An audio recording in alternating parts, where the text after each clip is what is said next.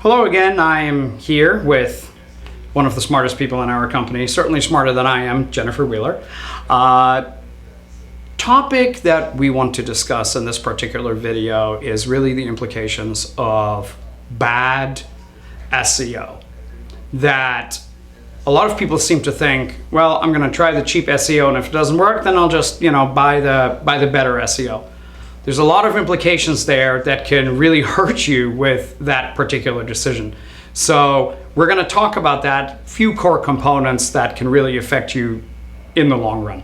So Jen, talk to me a little bit about what are some of the typical things that you guys look for when we first get started and you're maybe suspecting that some bad SEO had been done.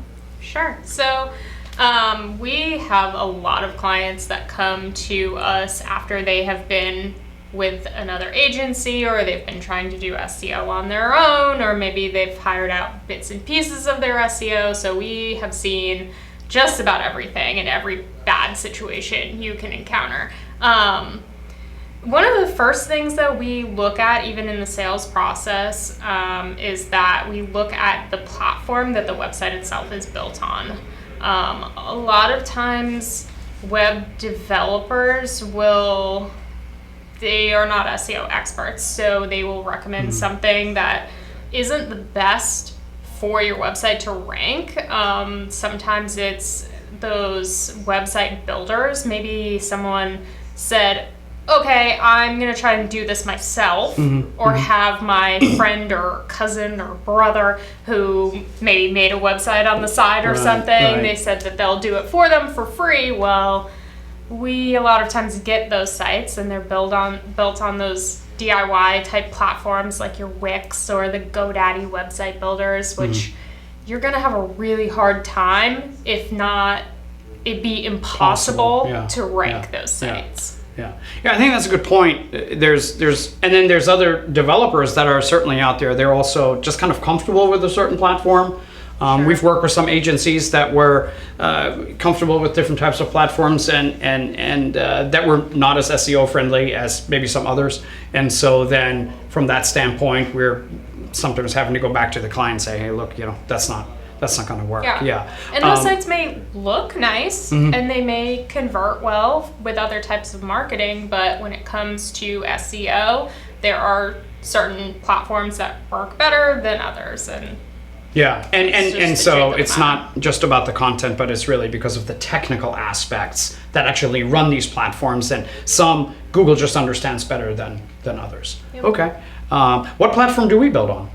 WordPress. We like WordPress. Or WordPress agency. WordPress agency. Fantastic platform. Okay. So platforms. What else is there that can really hurt your SEO if it's not done right? The next thing that we really look at is the content on the actual website. Sometimes there's different situations that can happen here. Either the content is too thin. What do you mean by that? So,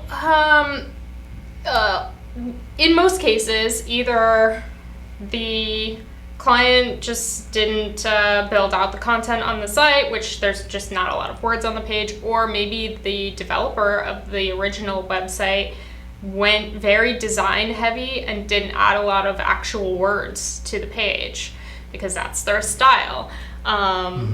Google sees the words that are on your website and they use that to equate what you do and your expertise to the search that's performed.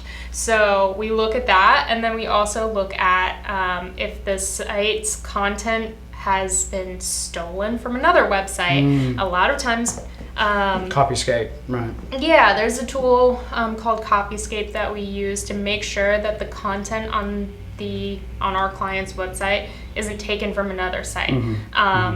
You can duplicate content on your own site in strategic ways, and we can get into that on another video, but if you're taking content from another website, it's a big no-no. It's a big no-no. It's a big no-no. Gotcha. Okay. Now, and I know we have a strategy when we develop all this, that there's a plan that we go through, and we really look for content to be unique per page, and we set certain goals that particular keyword that we believe is going to help the client convert well and reach their goals, that there's content uniquely per page built around that, and then technical aspects that feed into that, supporting content, so on and so forth. So there's a lot that actually goes into that when all that is planned out. Okay. Yeah. All right. Content can help you a lot, but it can also really hurt you. It can hurt you if it's done the wrong way. Okay, cool.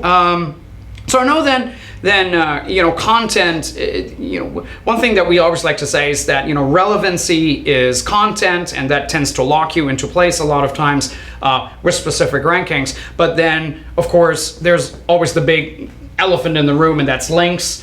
And those particular, or that particular component of SEO is very misunderstood. And so what are some of the things that you guys look for there? In particularly how bad links can kind of haunt you. Yeah, I mean, the truth of the matter is link building is the hardest part of SEO. There's so many different ways that you can go about doing it, and there's very, very bad ways.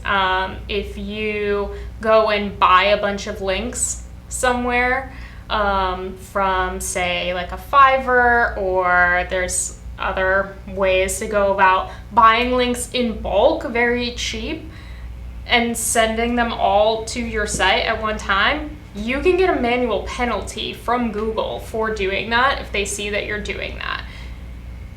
There's other ways that you can get these penalties as well.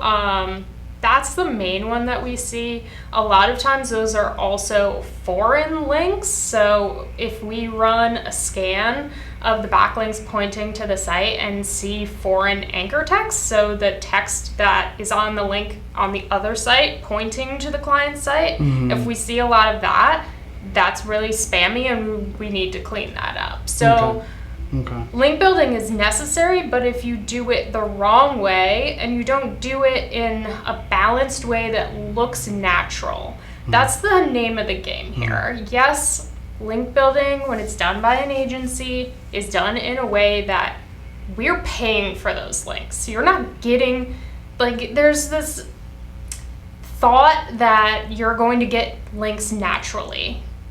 Ideally, you want that, but in most cases, it's just not going to happen. And what we're doing is reaching out to other credible websites, asking for a link back to our client, but we pay for those.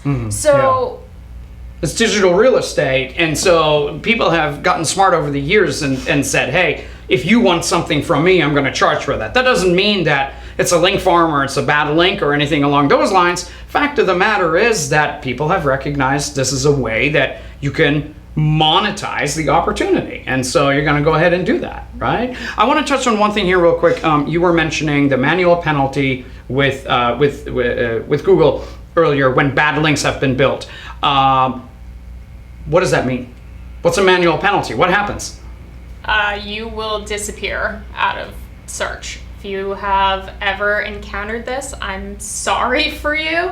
What happens is if you are not very plugged in with what's going on with your SEO or your website, you'll basically just stop seeing your website in the Google search pages at all. Even when you search for your actual company, it won't show up in organic.